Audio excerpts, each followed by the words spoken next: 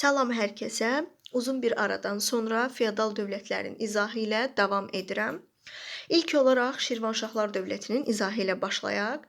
Şirvanşahlar dövləti necə yarandı?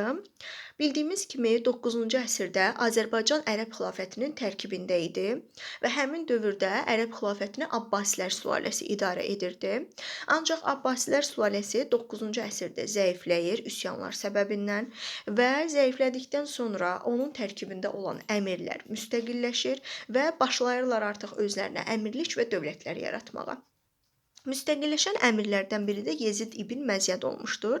Yezid ibn Məzyəd 8-ci əsrin sonunda yarım-müstəqil Bərdə əmirliyinin əsasını qoydu və beləliklə Şirvanın birinci rəsmi hakimi oldu. Ancaq Yezid ibn Məzyəddən sonra gələn Məhəmməd ibn Yezid iqamətgahı Gəncəyə köçürdü. 859-cu ildə Gəncəyə köçürüldükdən sonra Məzyədlərin nüfuzu artmışdı. Şirvanşahlar dövlətini 3 sülalə idarə edib. Birinci Məzyədlər 861-ci ildən 1027-ci ilə qədər və 1027-ci ildə həmçinin tarixdə Xudafərin körpüsü də inşa edilibdir. Daha sonra Kəsranilər sülaləsi gəlir 1027-dən 1382-ci ilə qədər və 1382-ci ildə də tarixdə Toxtamış Moskvanı tutub yandırmışdı. Son olaraq Dərbəndilər sülaləsi 1382-ci ildə 1538-ə qədər mövcud olubdu və 1538-ci ildə Səfəvi şahı 1-ci Təhmasib Şirvanşahlar dövlətini süquta uğradıbdı. Şirvanşahlar dövləti Kür çayından Dərbəndin arasında idi, yəni şimalda yerləşirdi.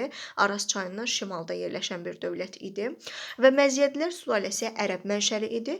Sonrakı sülalələr isə getdikcə türkləşmişdilər. Dövləti 861-ci ildə Heysam ibn Xalid yaratdı və Heysam ibn Xalid Şirvanşah titulunu qəbul etmişdi.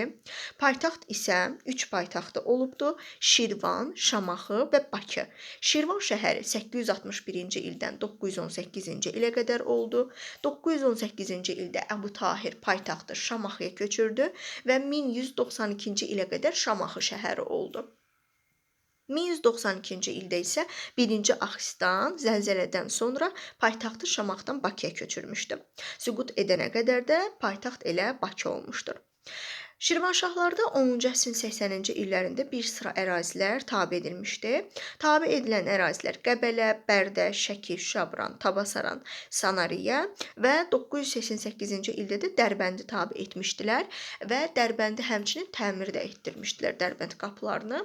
Dərbənd qapılarını təmir etdirməsini biz Məzyədlər və Kəsranilər sülalələrinə oxşar deyə bilərik. Həmçinin Dərbəndin dövlətə birləşdirilməsini də Məzyədlər və Kəsranilər sülaləsinə oxşar deyirik.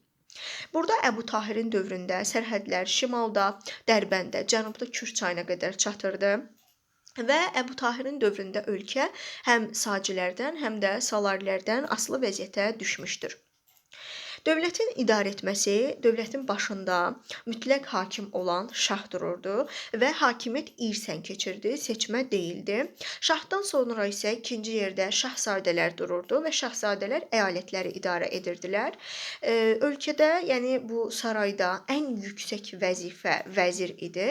Vəzir də inzibati və maliyyə işləri ilə məşğul olurdu.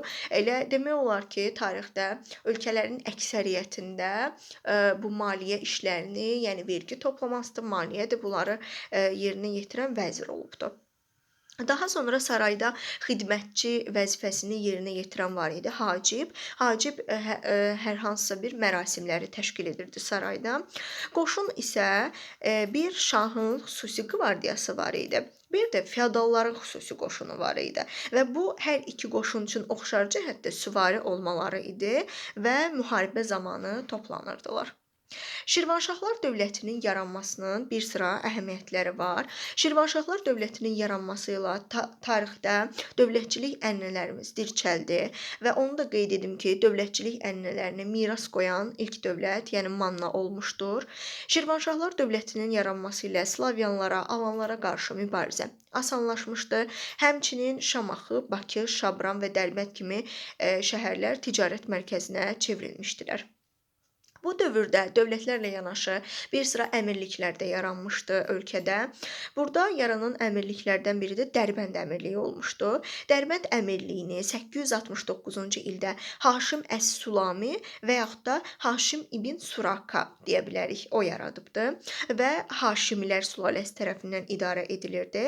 Haşimilər də Şirvanşahlardakı Məziyyədlilər sülaləsi kimi ərəb mənşəli olmuşdur və yalnızca Dərbəndi idarə edib Haşimilər. Dərbənd əmirliyi 1075-ci ildə yenidən Şirvanşahlar dövlətinə birləşdirilir.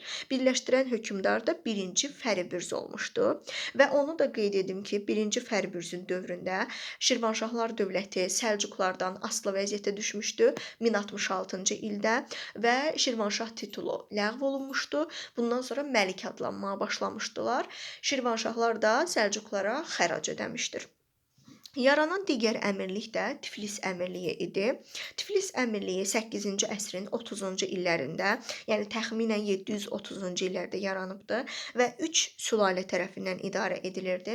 Şüeybilər, Şeybanilər, Cəfərlər sülaləsi. Tiflis əmirliyində 9-cu əsrin 60-cı illərində müstəqil oldu və bu müstəqillik dövründə Cəfərlər sülaləsi idi hakimiyyətdə. Cəfərlər öz adlarına pul kəsdirməyə başlamışdılar. Yalnız 1121-ci ildə Didqori döyüşü baş verir. Didqori döyüşü Gürcülərlə Səlcuqlar arasında olmuşdur və Gürcülərin müttəfiqləri burada Asetinlər, Qıpçaq türkləri və Avropa səlibçiləri idi. Səlcuqlar bu döyüşdə məğlub olurlar və beləliklə 1122-ci ildə Tiflis Müsəlman Əmirliyi ləğv olunur və Gürcülərin paytaxtına çevrilir. Yaranan digər hakimlik Şəki hakimliyi idi. Şəki hakimliyi 9-cu əsrin 60-cı ilində yaranmışdı və Şəki İslamla Xristianlıq arasında kəskin qarşıdurma bölgəsi idi. Həmçinin onu da qeyd edim ki, Gəncə şəhəri də İslamla Xristianlıq arasında strateji qala rolunu oynayırdı. Və beləliklə Şəki, Dərbənd əmirliyi, həmçinin Şirvanşahlar dövlətinə oxşar cəhət nə deyə bilərik?